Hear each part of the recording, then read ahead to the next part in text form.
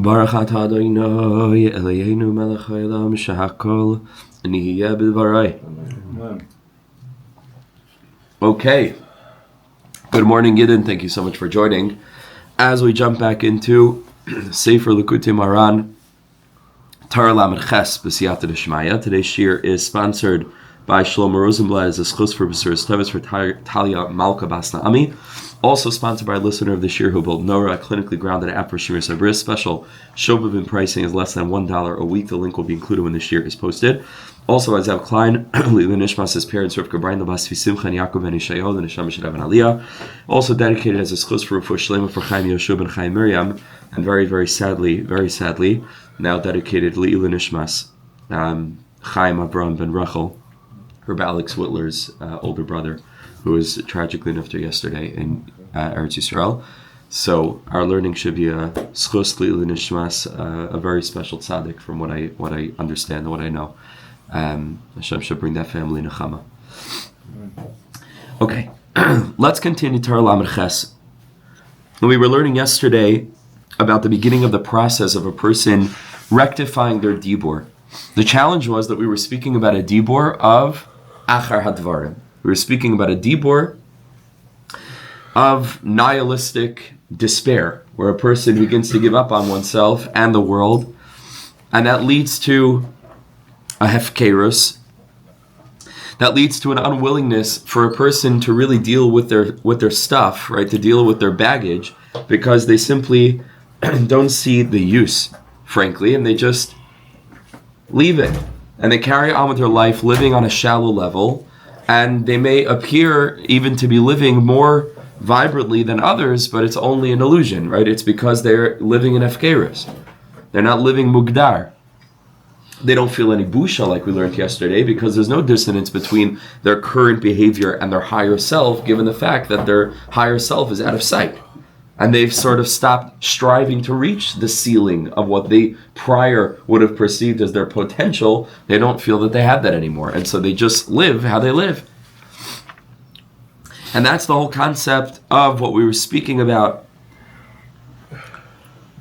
Degraded dibur rooted in Gevura, this hyper sense of self, out of the context of the other, which is the relationship with Hashem.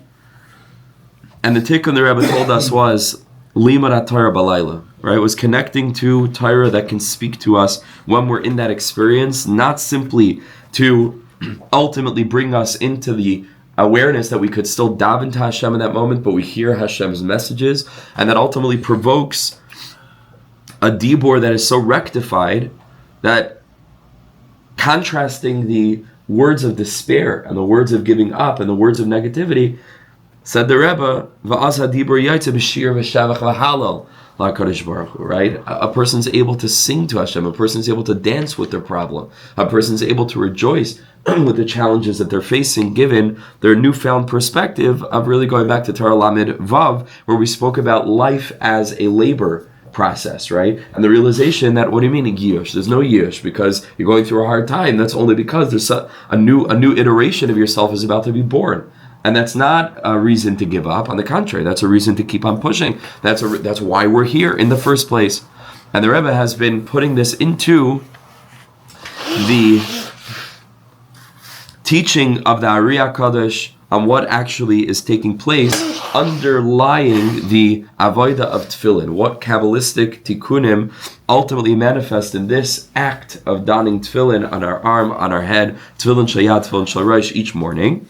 And the Rebbe had told us that the Rosh of Malchus, Keser of Malchus, which we associated with authenticity, vulnerability, now we're talking, right, the essence of Dibur Malchus, rising up as a result of Limud Torah Balayla, which we just explained, a person maintaining their connection, recognizing that they still have a connection due to tzaddikim who are teaching Torah Daika Balayla, when a person goes through a challenging time. When it comes to Boiker, when it comes to morning, Rosh HaMalchus, that's now been activated, climbs up, Kiviyachol, into the left arm, which is the root of Gevura, the 5 Gevuras that are rooted in the 5 fingers of the left arm, of Ze'ir Anpin. There's a yichud there. And we return to that sense of self in the context of a loving arm, in the context of a chibuk.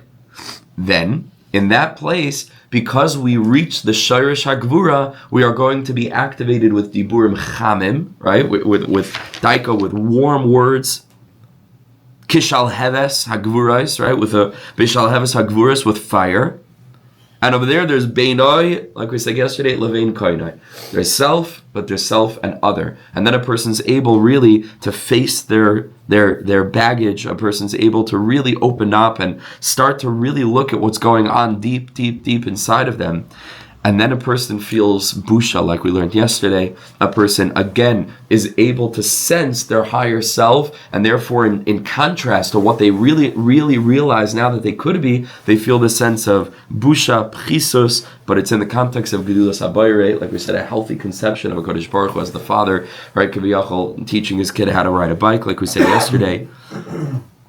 And now, here he stands, Keneged Rabbi Shalit Ikar V'Sharsha the Kol Almin, and he's able to reclaim his power. He's able to reclaim his energy. When this happens, like we learned, this is the aspect of Tefillin Shel Yad, which is how the Reshimu of Ze'ir Anpin comes down into Nukva, is able to illuminate it, enlighten it, and it gives Nukva, right? Again, this interesting formulation, because women don't generally wear tefillin, right?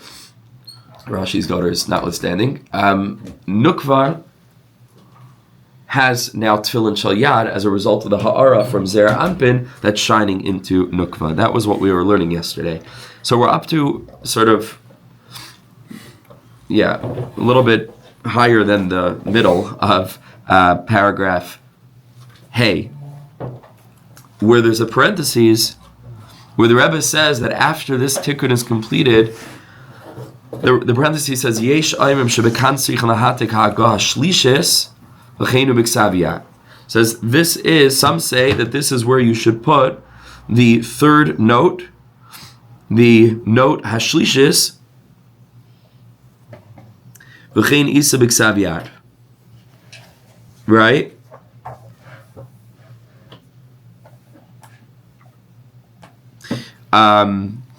The third note that he's speaking about is, look a little bit down, right, and you see the asterisk with V'zebachina Ze'ir Anpin. So he writes over here that Yesh Imrim, some say that this note should really go up there. Not the next one. What's that? Not the next one. Is what not the next one? The third one. No, because this is the third one, because turn back the page. Right, this is the third note. There's already a note on the previous page. This is the third one. Some say it should go. So I want to know what Yesh Imrim. Who says, like, who's Yesh Imrim? Who's writing this note? Right? Is this Reb Nassan? Is this somebody else who added it later on? So Chazdei Hashem, as I mentioned to you, my father has a first edition printing of Likutei Moharan Hashalim that Reb Nassan printed in his basement. So I gave my Abba a call and I said, "Can you send me a picture of Torah Vav?" And he did. And there is no note there. The note is where the note is printed here, as you can see. And so, no, there's no Yesh Imrim, because this is the definitive edition. I don't know at what point somebody added this in, but they didn't have access to the edition that my father has, which is Reb Nassan's actual version. So fascinating. But you can sort of disregard that note because it's not supposed to be there. Okay, to Kol Alman. So we're going to leave that aside for now.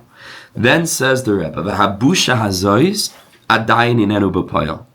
This busha that a person feels, though, is not yet manifest. It's not viscerally experienced. It's starting to emerge in a person's life, but it takes time. Hanusha busha hu b'pnimius. The busha is still latent. The ein mizgala al panav. It's not yet a busha that literally is able, like the Rebbe says, to show up on a person's face. Meaning, a person really is like the body almost is reacting to the internal process. Right, kisasa chlima fanai, kipshuta means my face was covered with shame. But the Rebbe learns kisasa chlima fanai, meaning klima fanai, the shame that I'm supposed to feel, kisasa, was still in an experience of being hidden. Kisasa chlima fanai. Ki zois habusha hikoydem hatshuva.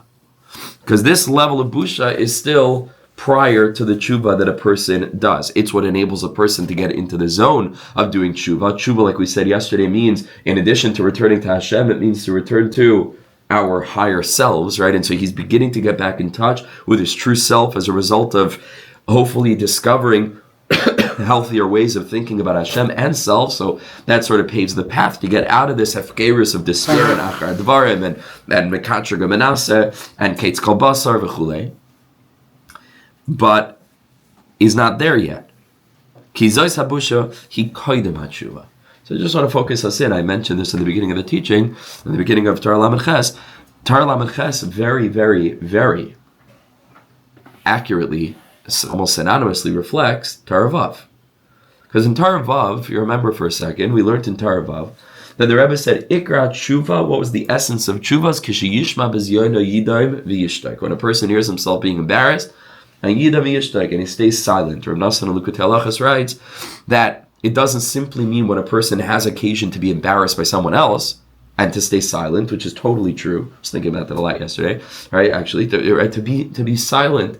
And like, I just want to go into that for a second and then bring me back to Torah Vav. That inyan of being silent means you can't point out to the person that you're being silent on account of like imagine a person's embarrassing you and say, oh, thank you so much for giving me an opportunity to be a Mekayim because she's no. It means silent.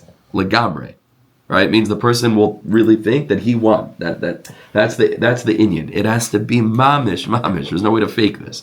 Right? Okay, so that's true on a basic level with regard to a person being embarrassed from external stimuli.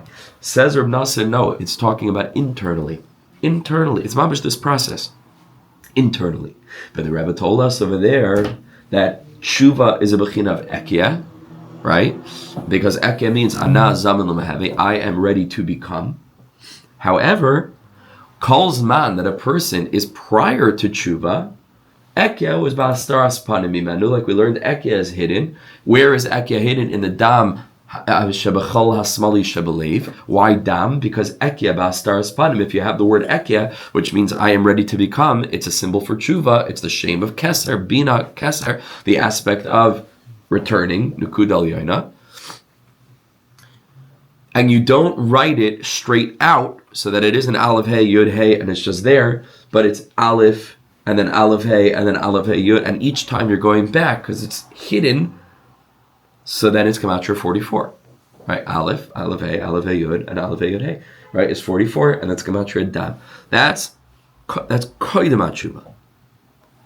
Once a person begins the tshuva process, so then, ekya manifests, means I am now ready to become. And then ultimately, when they achieve tshuva, it's the shem yud kei vav kei, right? Havaya. Right now they exist. Because kaidem tshuva, toiv lo shaloi niver misha like the Rebbe said, so it was I am ready to exist. I'm not yet existing. Then the Rebbe said in Torah Vav, which exactly correlates to this model of ekya bastaras panim, and then ekya, and then havaya. The Rebbe told us about tshuva and tshuva al tshuva.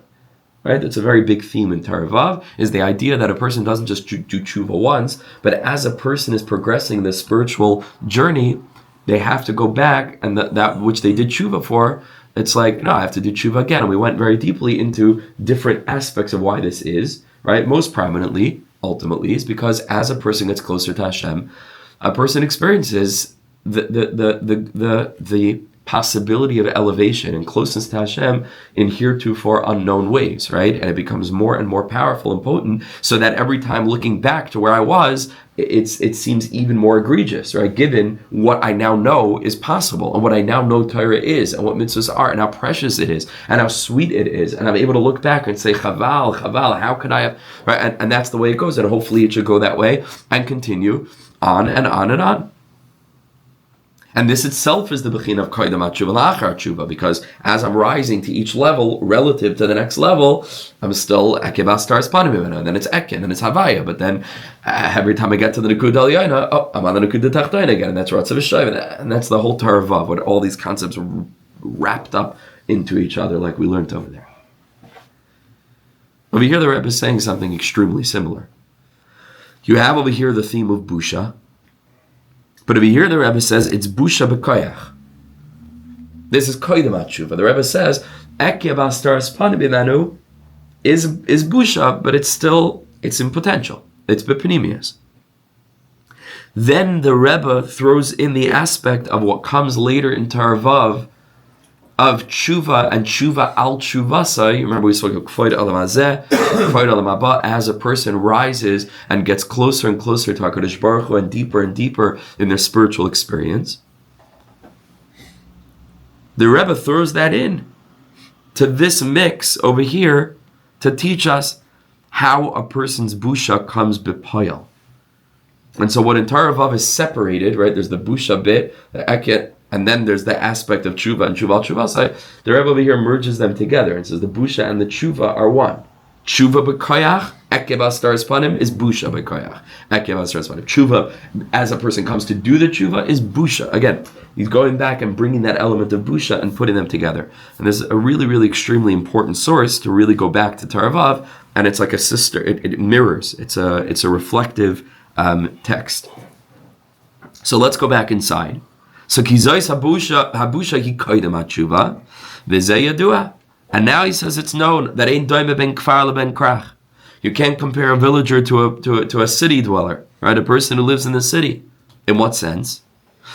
In many senses, right? But in what sense here? Kol ma shemekar b'yosar lamelech bashte gadol. The closer someone is to the king, the more real it is, right? To be in the proximity of the king. So the busha, the realization of insignificance, klape, true power, true dignity, true royalty, is greater. The more that a person becomes aware of the kavod of the melech, he feels more busha from the king. So the koydem tshuva, right, which is the bechina of koyd al mazeh, going back to Torah Vav, which is prior to tshuva, which is ekebas taras panim, adayin idiyasa bekatnus. His yidiyah of Hashem is very, very constricted because he's stuck in a worldview of sin, in a worldview of lowliness, physicality, katnus. And Mamela, his whole hasaga of tshuva is katan. So it's almost, tshuva is easy, but in this person's mind, not only is tshuva easy, it's insignificant. Meaning, okay, big deal. So I did that, and I'll do tshuva in it. Like, what's the? But as a person continues, so initially, and so the busha isn't really strong because his experience of chait limited his mind. And now going back, plug in what we learned yesterday about busha being this sense of dissonance, good shame we called it, right? Being the dissonance between the higher self and the lower self. The sin is so constricted as Meichen with regard to who he is and what he's capable of that he doesn't feel the busha. Like we said, it was as a result of eating from the Eitz Hadas Tov Ra that Adam and Chava thought that eating from the Eitz Hadas Tov Ra requires them to run off and hide in the garden. It was mitamtem their seichel. It was mitamtem their caused them to hide. On account of the ruach shtus, Kamaisha Amr, like Chazal say, Ein Adam Oivra Avera Elam Kein Nichnas Be Ruach Shtus. And like we've said now a bunch of times, what is ruach shtus in the corpus of Rabbi Nachman? Rabbi Nachman's derech, how does he interpret the ruach shtus? Go back to Shir Na'im about the elephant with the mouse. We keep on coming back to it. It's a very important source. What did we learn over there? That the elephant doesn't know how powerful it is. And the Rebbe uses this word, machmas shtus, she'ena yedea mikoychai.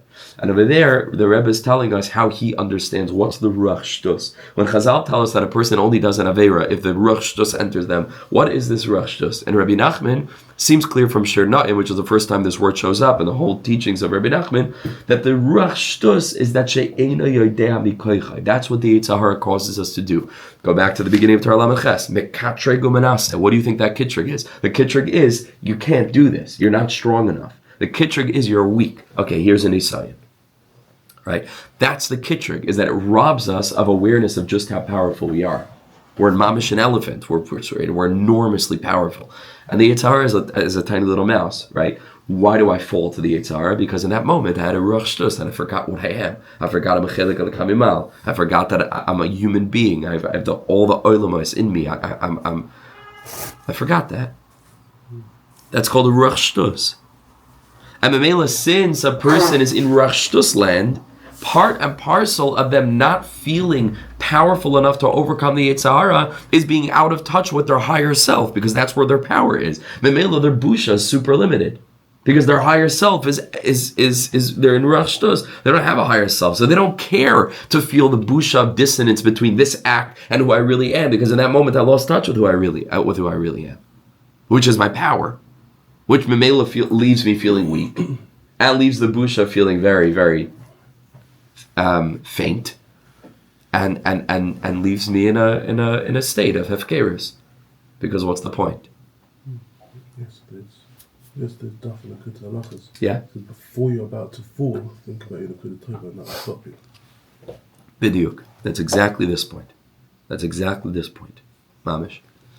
The reason why we fall is because we forget about our Likutei Torah. Forget about who we are. I said yesterday, the Musar Hashem is bini, memela al timas, right? If a person really remembered that, was fully conscious of that, I'm not going to do enough eras. I'm a being of nitzchias. I don't get involved in mias. I'm a ben melech, I'm a prince. The shtus, then in that moment, she'ena yodea mikoichai. Now here's the note, and like we saw in the original, this is actually where the note is supposed to be, l'chal hadeis, because there's only one dea, and that's Rav Nassan, and that's what he did. Really interesting to know when this footnote, because I was looking at other versions, and right, you guys have that, right? You have the parentheses in all these versions. It's a pella. Like, I don't know at what point that got included in the text. Very interesting. I'll do more digging on that. Okay. Here the Rebbe says, "V'zeh b'chinas sheze'ir anpin miskana b'malchus v'lekiach la'atzmi reshimu shalai." Al pi Kabbalah. I'll pee that teaching from the Arizal. What happens once Nukva gets her ara from Ze'ir Anpin? She gets Tefillin Shel Yad. You remember we learned inside, as I read it in the other edition of Likutei Moharan with the long note over there. So we learned about it. What happens next is that Ze'ir Anpin gets jealous of Nukva. She has Tefillin. I don't have Tefillin. She's gotten her ha'ara from me. But what about my ha'ara? Says the Rebbe, this is what it means. It means that the higher self of the person starts to sense that there's an awakening from below. So it starts to sense that the Nukva, the Dibur, there's authenticity, something's happening, but it's still busha on a very panemius, on a very faint level. The higher self says, okay, I want to be activated. I want to really feel busha, not a little slight sense of not something. The higher self, Ze'ir Anpin klape Nukva, begins to awaken and says, wait a second, Nukva, which is that sense of lack, that sense of the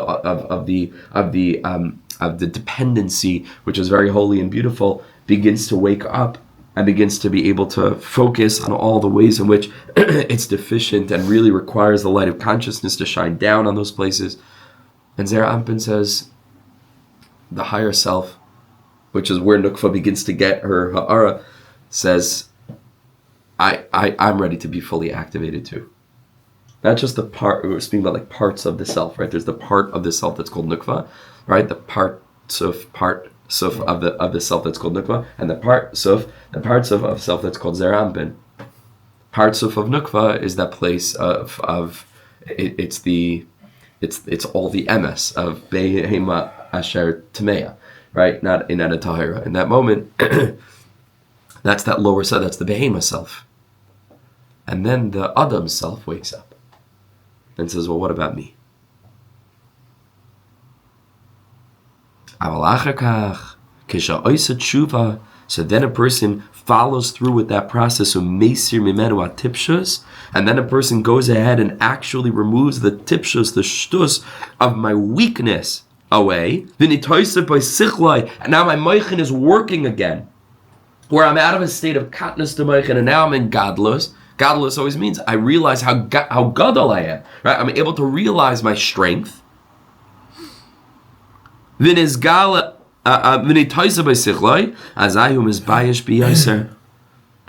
a person feels the real busha. And then there's actually busha, right, that comes into a person's consciousness at a very literal level. In other words, based on what we're learning, it means that now my sense of clarity with regard to who I really am is so activated that I feel the busha prior to a nisayon, and I no longer feel the mekatreg and menaseh.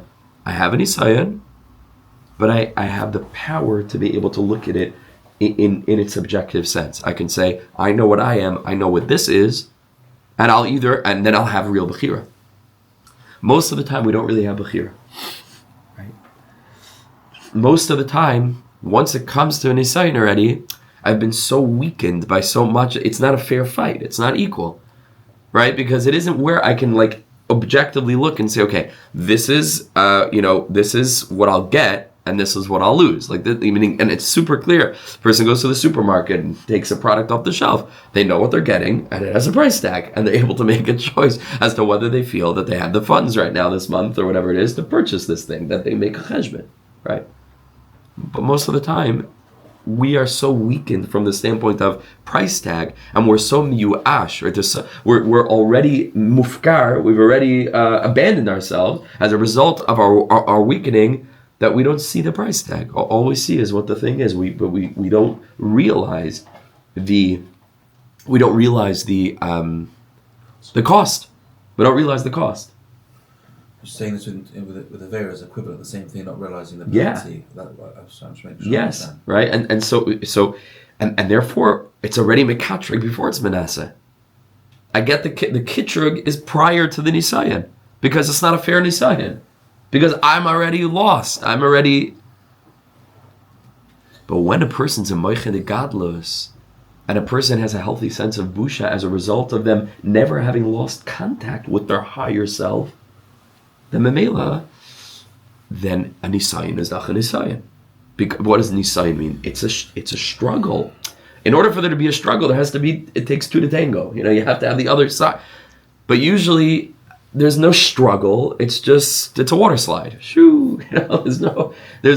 Now that a person has their sense of busha, then they have to grapple. Wait a second. One part of me wants this, but there's another part of me that doesn't want that. Okay, let's figure this out. Let's duke it out. Let's fight it out. Doesn't mean it's going to be easy. There's always going to be an nisayon. HaKadosh Baruch Hu created the world in such a way where, again, every person, relative to what they're struggling with, they have nisayonos. But one second. But right? There's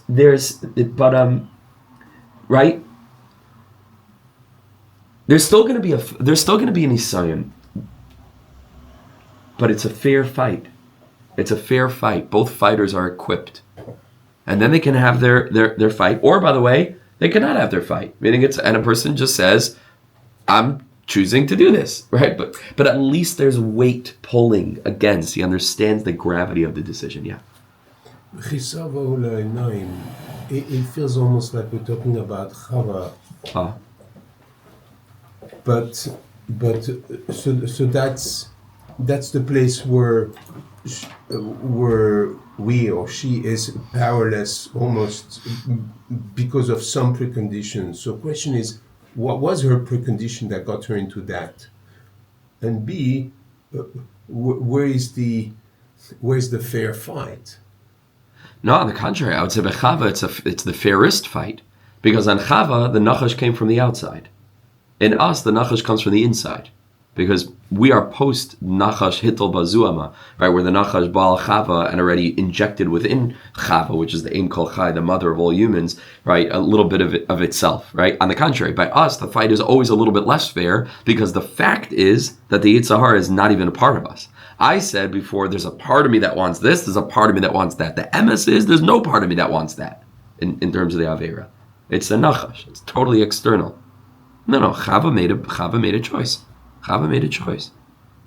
Chava's choice was the most choiciest choice you can think of, because it was mamish externalized. Here's the fruit, there's the nachash. Right? Here's the Ratzon Hashem not to touch this. Here's the Ratzon HaNachash for me to touch this. You understand? It was the most fair. Chava was a boicher.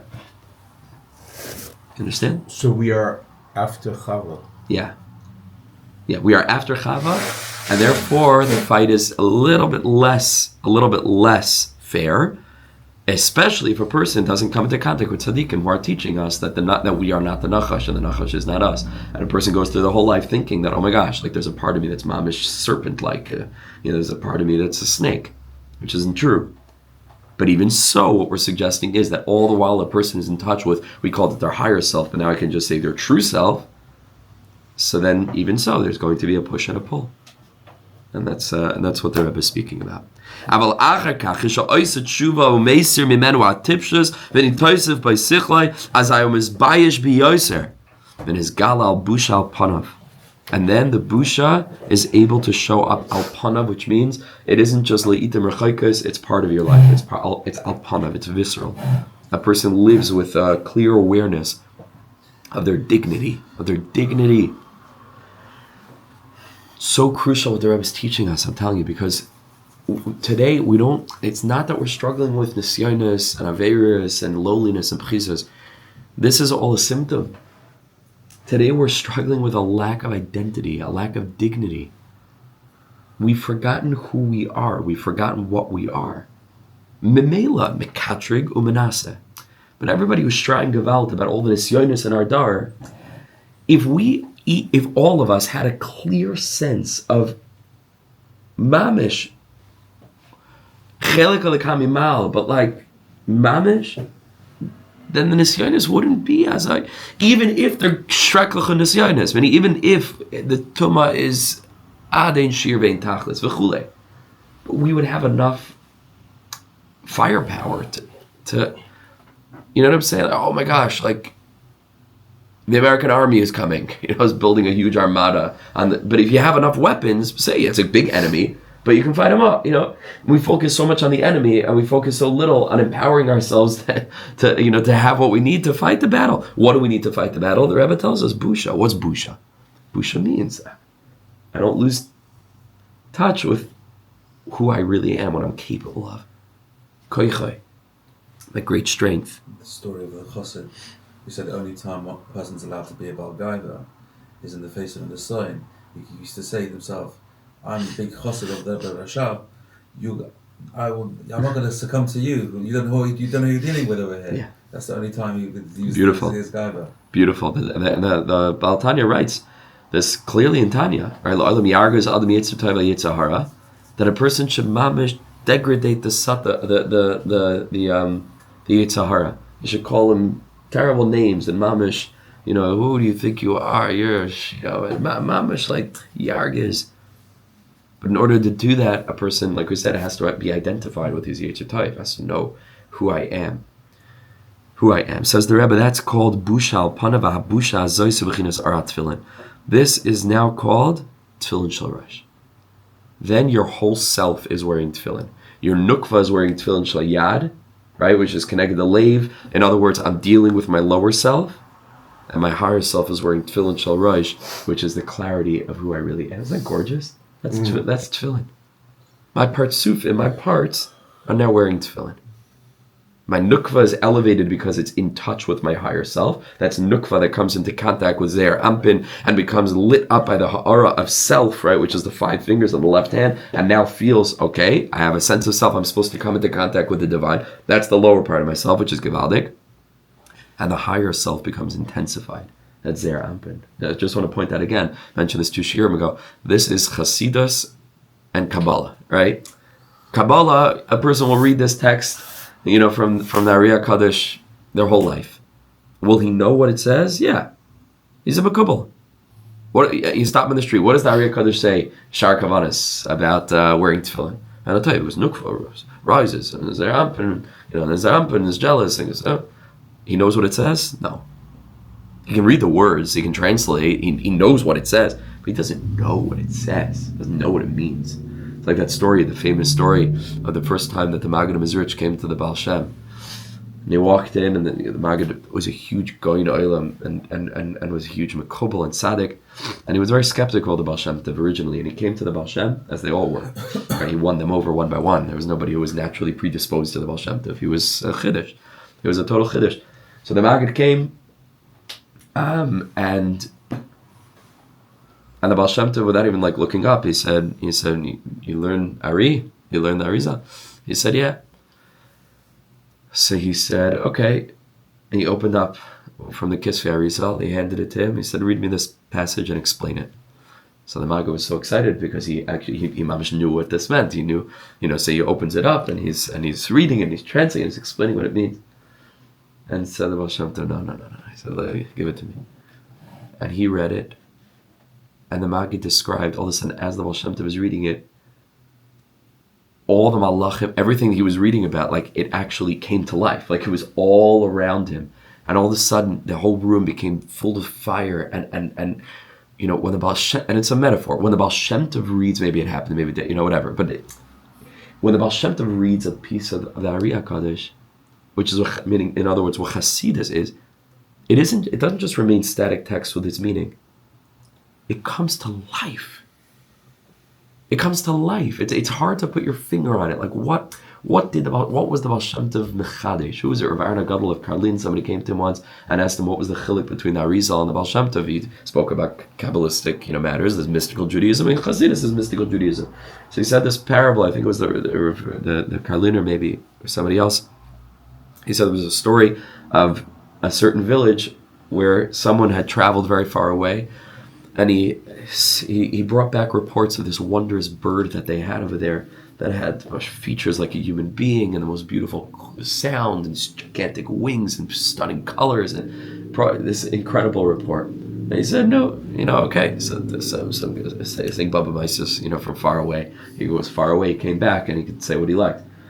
And somebody else went, and he came back, and he brought like technical, scientific classifications, like all these different, where he actually sat and he said, listen, it's in this genus and it's this, and he described it, and he wrote a whole essay, based on what this bird is. So they started to say, maybe there is something, but they still didn't have any kind of sense for it. The third person comes back, and he was an artist, and he drew a painting of the bird. They could see the bird. It's a whole different thing. This guy said there's a bird. This guy described the bird. This guy wrote, drew a picture of the bird. And finally, there was somebody who went, and he put the bird in a cage, and he brought the bird back. Here's the bird. Said Rav Arna Gadol, he said the first person is Rashbi. Rashbi in the Zohar Kodesh tells us there's a bird. Starts to describe in very vague terminology, there are worlds, there are things. He says the next one is the Arizal, and the Arizal writes the technical. Okay, there's probably a stage in between because we have to get to the Baal Shem Tov. So maybe somebody else, one of the other tzaddikim, maybe the Ramchal, I don't know. Somebody draws a picture of the bird. The Baal Shem Tov brought the bird. The Baal Shem Tov said, here's what they're describing. It's all inside of you. It's your own life. It isn't something that's divorced from our own experience, some kind of metaphysics. It's psychology. And what's a pella is that sometimes people who aren't Hasidically inclined, like people who like Kabbalah, it's like, Hasidus is watered down Kabbalah. Hasidus is some kind of like lehepech. Like the Lubavitcher Rebbe writes in his Kuntras on Yonish Chasidus, it's the pinnacle of side. Kabbalah is Razin, Chasidus is Razin de Razin. It's the ultimate expression of what the Zohar Kodesh meant to say. Because it brings it back to avodah, it brings it back to emotion, it brings it back to my own process, it brings it back to pshitos, to simplicity, to a relationship with Hashem. It's the deepest thing in the world, yeah, but it's also the simplest thing in the world, because all of what we're learning, these tikkunim of Ze'ir Anpin and Nukva and fancy terminology and Keser, de Malchus, it's just a Jew out in the forest speaking to HaKadosh Baruch Hu. The simplest, the most straightforward, the most real. Otherwise, a person has all textbooks of metaphysics in their head, called the Shemona Sha'arim, of the Arizal. The whole Kisvei Arizal with all these different things, and he feels so sophisticated as a big Mekobel. Okay, get out to the forest for 5 minutes, close the books, speak to Hashem. No. I'm too busy learning Ari. It says the Baal Shem Tov, that's not where it's at. You can learn the Ari all you want. You want to embody the Arizal? You want to experience the Malachim? It's me Mesubshitas. Relationship with Hashem. This is Chasidus. And I mean, this piece, we've seen it other times. I've also brought out this point. But over here, you mamish see it because it's so elegant. It's so simple. The way that he describes the process is, this is what happens. This is called Moichin. This is called Tefillin Shel Rosh. Because Tefillin Shel Rosh goes beinenach on a person's forehead. The ikar is galas habusha u'bemetzach, and that's where busha is. It's on the forehead. That a person who has no busha has a metzach that's bushaless, right? When a person refuses to feel busha because she's already degraded herself, right? This is zaina. She doesn't feel in touch with her dignity. We call it umetzach isha zaina. Right, which means that if a person is feeling busha, where do they feel the busha? On the metzach. Says the Rebbe simple. What's the metzach? It's tefillin. That's what busha is. Take a look at the note. And this is the aspect of what the Ari HaKadosh told us, that on account of tefillah, bain moichin chadashin, comes down moichin chadashim, and then comes down from the higher moichin, from Keser Chachma Bina, down into Ze'ir Anpin, this ha'ara of Moichin Chadashin, which is the Bechin of Tefillin Shel Rosh. Then a person is able to daven. On account of the busha. A person recognizes, wow, I can't believe that I fell so far. I can't believe I'm so out of touch with who I really am. A healthy shame, not a shame that depresses and discourages, a shame that's empowering, a shame of shiur and Leib, right? Of a broken heart. V'zeh perish, and that's what it says. Oz tavin yiras Hashem.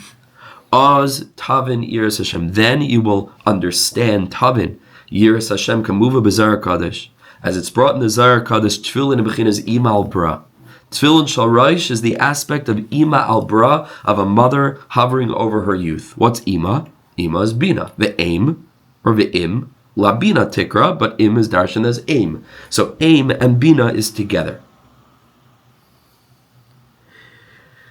Is a perish. And this is the explanation of the pasuk that we just quoted in Mishlei. Oz tavin yiras Hashem. What are we trying to get at? Tefillin Shel Rosh. Where did Tefillin Shel Rosh come from? Ima. What's Ima? Bina. Says the Rebbe, Oz tavin. Tavin is bina. Hainu al yedei bina yisera sheyeh ba'karas habayre, where all of a sudden a person now is ready to come panim b'panim to HaKadosh Baruch Hu in the bechin of tefillah dibur the kedusha beinai levein kainai. Al yedei ze yiras Hashem. This will grant a person yiras Hashem, hainu bechinas tefillin, which is the aspect of tefillin. The Gemara in Brachos tells us famously,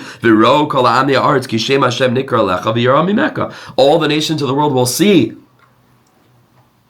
that Hashem's name is called upon you, and they will feel yira.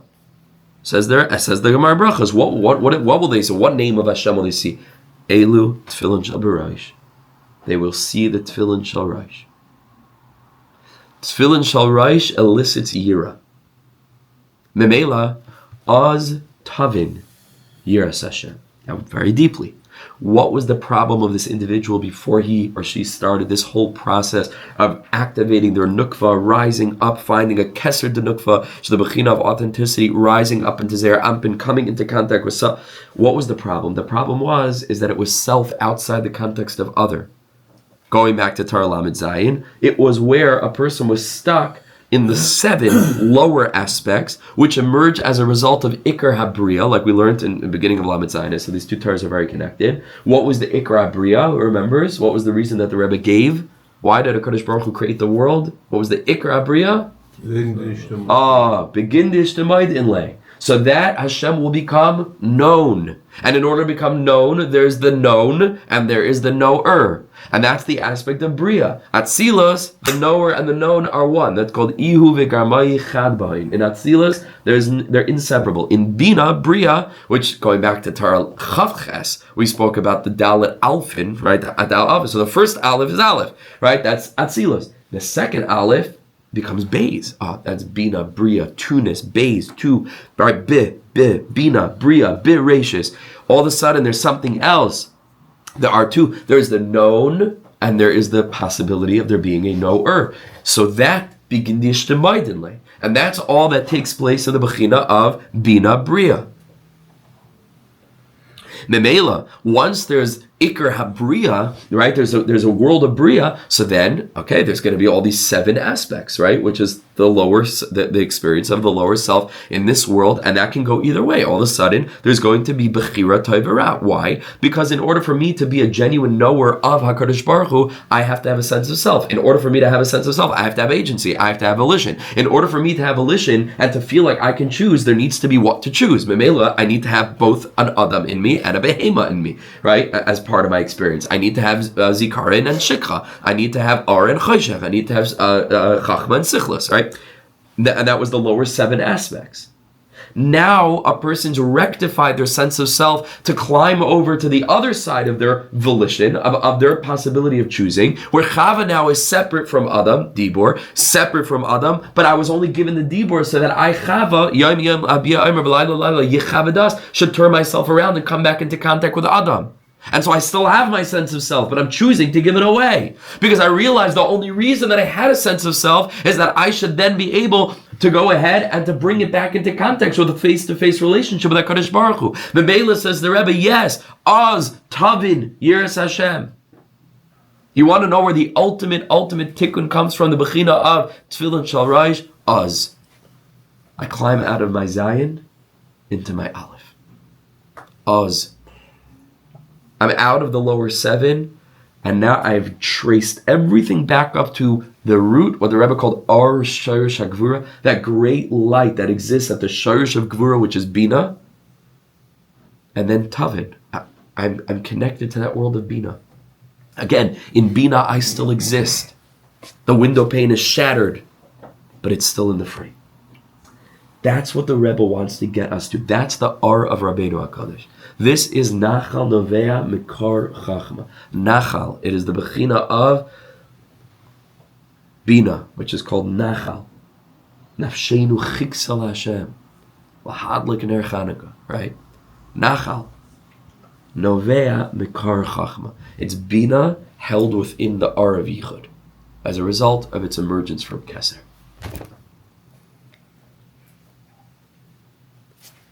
Or Tefillin Shel Rosh. Oz Tavin Yiras Hashem. And then Bero Kol Ha'amei Ha'aretz Ki Shem Hashem Nikra Lecha V'Yirah Mimeka Elu HaTefillin Ki HaYira Hu Busha. You know what Yira is? Yira is Busha. Kama Sha'amru Yiras Hashem Al Penechem. That a person should have Yira on their face, says the Gemara. Nedarim Zeh Busha. Levilti Tachto. Hashem wants that a person should have Busha on their face so that they don't sin. And you say, what do you mean? Busha is after I sin. And the answer is no. If a person has busha prior to sinning, then they won't sin, because busha means that I'm connected to my higher self. My Ze'ir Anpin kiviyachal has Tefillin Shel Rosh. Everything is clear to me. Shehi al hapanim. It should be mamish, experienced. Now there's something protecting me. The bechina of bina. And this is what Chazal say, Tefillin nikar pe'er. Tefillin is pe'er. Shenemar pe'er chachavay shalacha. Wear your, it really means turban in that context, your beautiful turban. Put your pe'er on and say Chazal. That pasuk in Yirmiyahu is referring to tefillin.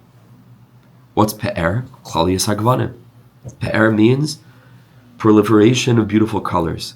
Ki asparos tiferes is aide klalius hagvanim kamasha kasu Yisrael asher becha espa'er ki heim klulim igvanim sagin. Because the Zohar Kodesh tells us that Klal Yisrael, which is emergent from Yaakov Avinu, who's the Bechina of Tiferes, who brings together the Gavanim of Avrohom and Yitzchak, Yaakov Ishtam, Yosef, Halim, right? So he has the Klal Yisrael, Klal Yisrael, boom, 12 Shvatim, 12 Degalim, 12 colors, 12 energies. That's Tiferes. So, okay, so what does Tefillin have to do with that? Says the Rebbe, I'm sorry, and this is that we see, is when a person feels a sense of busha, their face turns lots of different colors. Because it's connected to the tefillin. It's connected to the sparos. It's connected to, oh, I finally figured out how to ride this bike. It's going to be klalius hagvanim. It's going to be a little bit of chesed, a little bit of gvura, a little bit too much gvura, a little bit too much chesed. I'm trying to maintain this process, but I haven't just fallen over and I'm stuck there. I'm on the bike. Klalius hagvanim, tiferes. You understand? I'm balancing a little bit of this, a little bit of that, a little bit of that, a little bit of this. I'm still on the journey. I'm trying to ride this. Sometimes I'll fall over. I'll get back up. I realize, okay, I need to self-correct. This is the stability of what we spoke about in Torah Vav with regard to the childlike energy of the Tinoka Shel B'Yisrael that bring about the avos. You remember? Hiskalas ha'avos. And then va'aretz eskar. That's Avir Eretz Yisrael Machkin. Right? That whole aspect of tzedakah Eretz Yisrael, which enables a person to get out of the lower 7 into the higher one, the B'china of Az. It's the same idea. Avos. Stability. Order, not chaos. Person climbs out of Ifkeirus. This is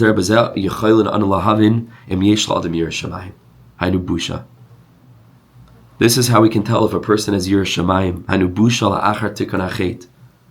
The busha that's a result of having fixed up their chet is when you look at a person's face, and we feel yira and busha, meaning, in other words, we get back in touch with our higher self as a result of coming into contact with this person, which is what a tzaddik is. A tzaddik is supposed to just reconnect you back to your true self. Just by coming into contact with this person, looking at their face, we feel connected. Pirish az tavin Yiras Hashem. Az tavin pirish bezet tavin sheyesh Yiras Hashem. Az is going to help us know and be able to sense Tavin Yiras Hashem. When we feel busha, you know how you'll know as Tavin Yiras Hashem that someone else has Yiras Shomayim? When v'das alikim timsa, when by coming into contact with them, we have access to greater das alikim.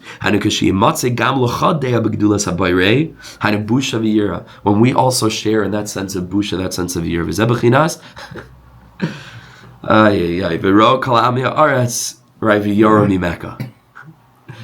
Right? How does everybody learn this al pi pshat? We're going to scare away the umas olam. They're going to see us in our tefillin. They're going to freak out and run away. V'yarom mimeka. They're going to sit there from us and we're going to smash them. Says the Rebbe, punkt fakeret. Punkt fakeret. And if you think he's not doing this intentionally, he's coming to combat our shtuyot, the Rebbe. Punkt fakeret. He says your tefillin is not some kind of warrior thing like, hey, look at us, look at us. Your yira is busha. Your tefillin is yira, is busha. And you know what it means, v'yaru mimeka? Now they're going to be afraid of you. They're going to learn from you what Yiras Shomayim means. V'yaru mimeka. Because you are wearing Tefillin Shel Rosh, meaning because you are embodying the spirit of consciousness of higher self, sense of Yiras Shomayim, sense of busha, dignity. You want every human to have that dignity. Memela, if you embody it, v'yaru mimeka. Not that they'll be afraid of you. They will also get Yiras Shomayim.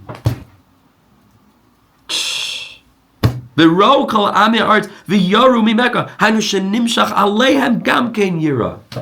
They will also experience Yiras Shomayim as a result of our Tefillin Shel Rosh. What's Tefillin Shel Rosh? Busha, yira. I apologize, I went too long.